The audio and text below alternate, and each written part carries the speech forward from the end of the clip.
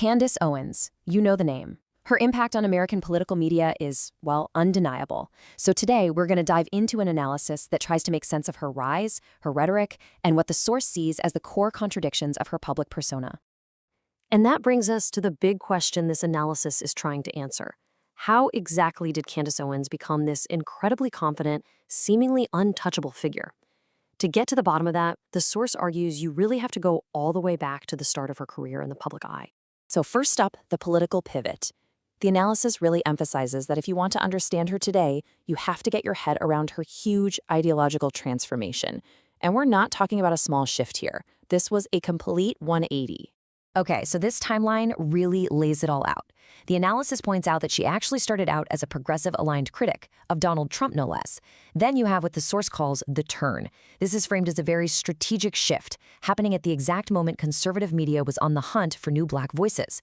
And that pivot led her to where she is today, a major conservative personality defending the very systems she used to attack. The analysis here really suggests that media incentives played a huge role. And that pivot is really key, because it leads us right into the heart of her rhetoric. This next section breaks down one of her most frequent and most controversial arguments, and it all revolves around this idea of a singular Black culture.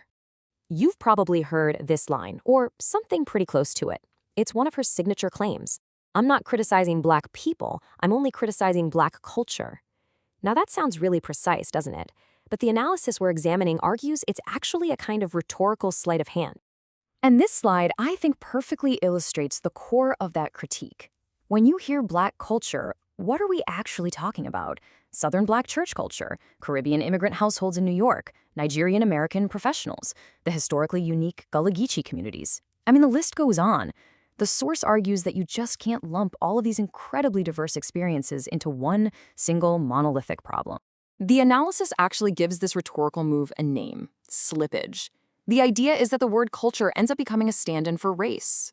This move lets you make these huge generalizations while still sounding like you're making a very specific analytical point. It's a really crucial concept if you want to understand how her arguments are put together. Now, this whole idea of slippage gets even clearer when we start looking at how she uses data. This next part of the analysis looks at the statistics she often brings up and, maybe more importantly, the context that the source claims is almost always left out. All right, so let's start with a number that, frankly, points to a real crisis. In 2022, Black Americans made up about 32% of the U.S. prison population. The source is very clear on this. This is a serious problem that deserves an honest look. These are deeply troubling numbers, no question about it. But here is where the context becomes absolutely critical. As you can see from the data, the disparity is just stark. Black Americans are around 14% of the population, but 32% of the prison population. Meanwhile, white Americans are about 60% of the population, but make up 31% of those in prison.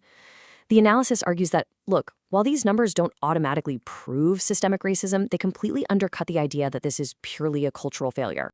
And that brings us to this crucial point. To just frame these disparities as a simple moral failing, well, the source we're looking at has a name for that: lazy analysis.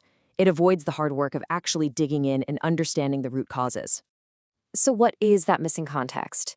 The source calls for a grown folk analysis, one that actually includes all these other systemic factors, things like mass incarceration policies, targeted and aggressive policing strategies, economic flight from city centers, and disparities in sentencing. The argument is pretty simple. You can't just yell at the symptom while completely ignoring the disease. And this all leads to the next big piece of the critique, which really hones in on accountability. The source asks a pretty direct question. When you look at who Candace Owens holds responsible, is there a double standard at play? This is where the analysis points out a really sharp contrast in her tone. When it comes to Black Democrats and activists, her critiques are described as fearless and fiery. But when it comes to Donald Trump and his political allies, the analysis finds her tone is, well, noticeably softer and often muted.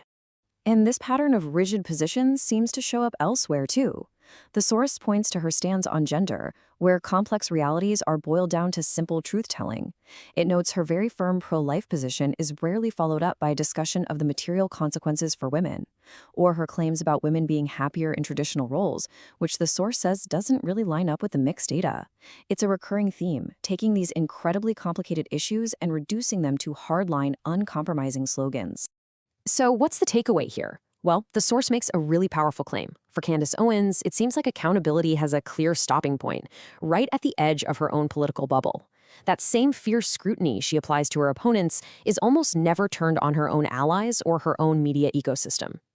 And this analysis leaves us with a series of really challenging questions. So first up, is she more committed to the truth or to her position? And another one, is the goal here to actually fix problems, or is it simply to win arguments? And then maybe the most piercing question of them all. Can you legitimately claim to love a community that you almost exclusively talk about in terms of its flaws and its pathologies? Because here's the final thought from this analysis.